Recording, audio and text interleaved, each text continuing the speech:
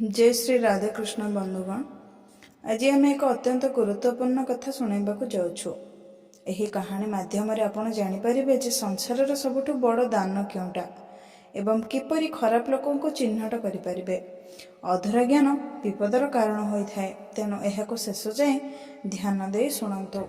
Channel नुआ थिले like and subscribe निहाती करंतु। थरे क्षीरसागर रे भगवान विष्णु और माता लक्ष्मी बसिथिबा बेले लक्ष्मी देवी किछि गभीर चिंतार थिले। विष्णु को पचारिबा परे लक्ष्मी कहिले, हे प्रभु, संसार रे सबुठारु बड़ दान केउटी एवं मनुष्य किपरि दुष्ट लोकों को चिन्हि पारिबो। भगवान विष्णु एहार उत्तर एक कहानी माध्यम रे देले। गोटे नगर रे जने बलशाली और धार्मिक राजा राज्य करुथिले। से और तांको पत्नी शिवंकर परम भक्त थिले। राज्य रे सबु सुख थिला, किंतु तांकर कोनोसी संतान नथिला। दिने मंदिर जीवा बाटरे जने स्त्री राजा को देखी मुह फेराई घर भितर को चलीगला। राजा ताको पचारिबारु से निर्भय रे कहिला, महाराज, आपण संतानहीन अटंती, तेणु सखाळु आपणक मुह देखिले दिनटी खराब जाए बोली लोकंकर विश्वास। यह शुणी राजा मर्माहत होई संतान प्राप्ति पई यज्ञ कले, किंतु यज्ञ विफल हेला।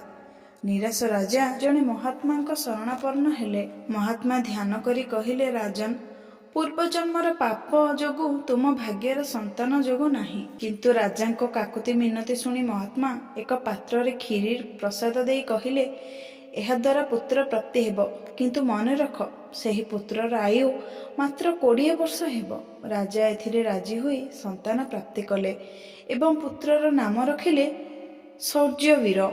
शौर्यवीर धीरे धीरे बड़ हेला। राजा तार विवाह जड़े सुंदरी और अत्यंत दानी राजकुमारी सह कराइले।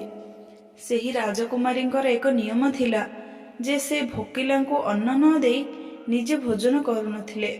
देखु देखु शौर्यवीर बयस 20 वर्ष हेबाकू आसिला। महात्मा कथा अनुसार तार मृत्युर दिन आसी पहुँचला।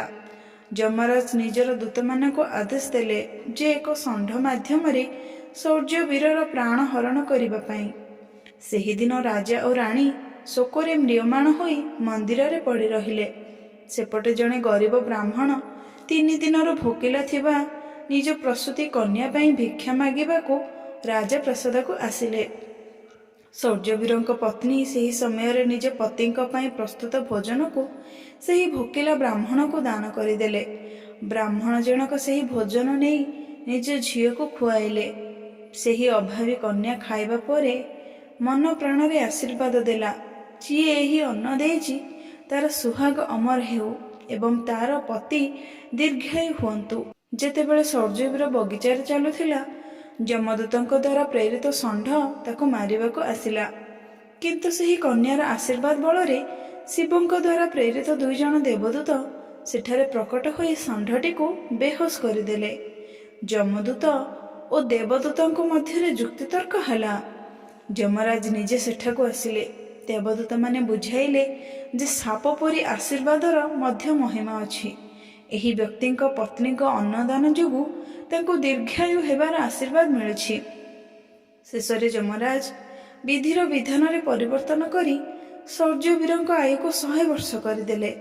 भगवान विष्णु लक्ष्मी को कहिले, देवी, एही कहानी रो प्रमाणित हुए जे अन्नदान हेउछि संसारर सबुठारो बड़ दान।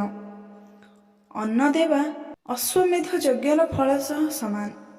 तेणु बंधुगण, आपण देखिले तो राजकुमार शौर्यवीरଙ୍କ पत्नी गोटे छोट दान किपरि यमराजଙ୍କ हातରୁ ତାଙ୍କ स्वामीଙ୍କ प्राण छड़ाई आनिला। ଏହା ହେଉଛି आशीर्वादर शक्ति एवं दानर महिमा।